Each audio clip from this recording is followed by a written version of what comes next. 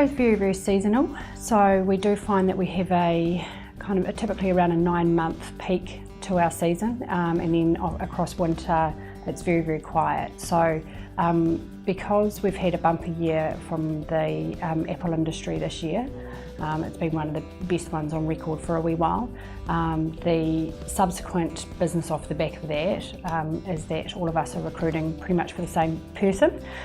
So there's lots and lots of general labour, forklift drivers, machine operating type roles around. We're lucky in Hawke's Bay because the one staff branch, we have a nice mix of permanent and temporary recruitment. You know, we're able to attract potentially better candidates because there's permanent opportunities for them instead of those seasonal short-term roles.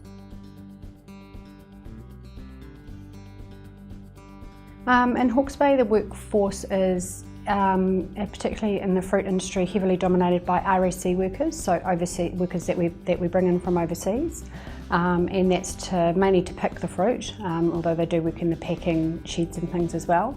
And the reason we bring them over is that they're very, very keen, very, very hard working, and they will do the jobs that a lot of the locals don't wish to do. A lot of the fruit picking too is on contract rate, so that you can make lots of money, but you've got to work very, very hard for it. So the RSC workers have proven that they are, you know, capable of that. So, and the rest of our industry really is just locals. We don't get a lot of backpackers with one staff. We have a few, but they tend to not stay in the region for a long period of time because we don't have the attraction of a ski field or something like that for them to stay around for a long period of time. There's some significant projects happening in Hawke's Bay at the moment. We're still going through a political debate around the Ruataniwha Dam, but it's very, very likely that that will go ahead, which will bring significant opportunity to Hawke's Bay. We've had two large, and one of them a little bit controversial, but water companies open up their bottling plants in Hawke's Bay. Of course, we've got the viticulture, so wineries are very, very big.